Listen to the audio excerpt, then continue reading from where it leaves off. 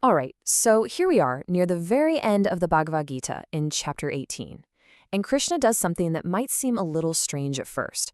He circles all the way back to three huge ideas we've already spent a ton of time on: knowledge, action, and duty. And you gotta be thinking, right, after this massive 700-verse dialogue, why are we going back to the basics? It almost feels like a rerun. But trust me, there is a very, very good reason for this final look. Because here's the key. This isn't repetition, it's integration. It's the final clarification. Before Krishna wraps everything up, he wants to make absolutely sure there's zero ambiguity left about what it really means to know, how we're supposed to act, and how to truly understand our duty. So let's really get into why this is so critical. See, in the earlier chapters, a lot of these ideas were presented on their own. Now, Krishna is putting them all on the table, side by side, forcing us to see how they connect. And there's a big reason for that. Because, well, understanding just one piece of the puzzle can be seriously misleading. It creates these weird imbalances. You can have someone who's incredibly smart, who knows all the philosophy, but acts like a total jerk. Or someone who acts with so much passion and sincerity, but without any real clarity, they just end up making a mess. And maybe the most dangerous of all, someone who follows their duties so rigidly, so mechanically, that it becomes a form of cruelty. Chapter 18 is the fix. It puts all three together so they can't be twisted or misused on their own. So let's start with that first piece, knowledge. Krishna's about to redefine it for us, and it's not at all what you might think. It's not about being a walking encyclopedia. And I love this contrast here. True knowledge isn't about having a big spiritual vocabulary or winning philosophical debates. It's not about clever arguments. No, it's a capacity. It's the ability to actually see what's essential and what's just noise. It's the capacity to tell the difference between what chains you down and what actually sets you free. Ultimately, it's about getting a clear perspective on reality itself.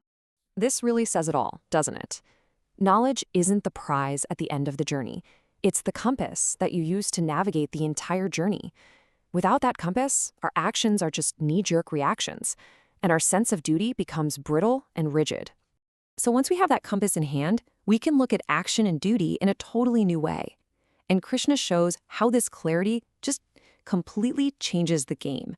First, he hits us with a core, unavoidable truth.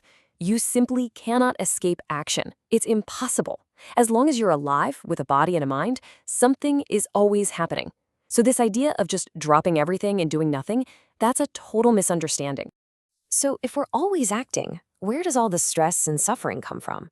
Well, it's not the action itself. It's our baggage attached to it. It's that egoic voice saying, I did this. It's that desperate craving for a certain result. And of course, that paralyzing fear of what happens if we fail. When action comes from a place of clarity instead of ego, it just doesn't bind you anymore. And this leads us to what is maybe one of the most profound clarifications in the entire Gita. And it's all about duty. He makes it crystal clear. Duty, or dharma, is not a one-size-fits-all rule book. It is deeply contextual. It depends on your situation, your abilities, your role in that moment. And Krishna is not messing around here. He warns that when you follow a sense of duty without wisdom, without any understanding of the context, it just becomes a form of cruelty. You're following the letter of the law, but completely missing the spirit of it. The path of wisdom, then, is contextual duty. Krishna isn't saying, everyone do this one thing. He's saying, look at your nature, look at your situation, and act from a place of clarity. That's where true duty is found, right in that sweet spot. Okay, so how does this all click together? Krishna's final model isn't some complex formula. It's like a beautiful three-part harmony. Think about the flow. Step 1, knowledge acts as your compass. It shows you what's actually important. Step 2, based on that clarity, your duty gives you a specific direction to move in. And finally, step 3, action is just the natural, effortless expression of that knowledge and duty out in the real world. See, it's a seamless process. But if any one of these three tries to run the whole show, the system just collapses. Knowledge by itself just becomes airy-fairy abstraction. Duty by itself becomes cold and mechanical. And action without any knowledge or direction, well, that's just pure chaos. So what's the payoff for getting this right? What's the goal? It's this beautiful state he calls freedom within responsibility. It's that mature, integrated way of being that's possible when knowledge, duty, and action are all aligned and the ego isn't running the show. This is what Krishna is pointing to. So if you're going to take just one thing away from this whole explainer, let it be this.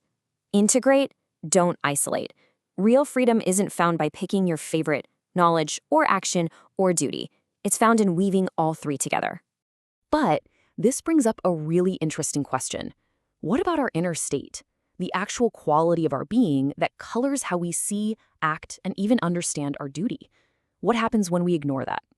Well, next time, we're going to decode the three gunas and find out why even the right action can still trap you if that inner quality is off.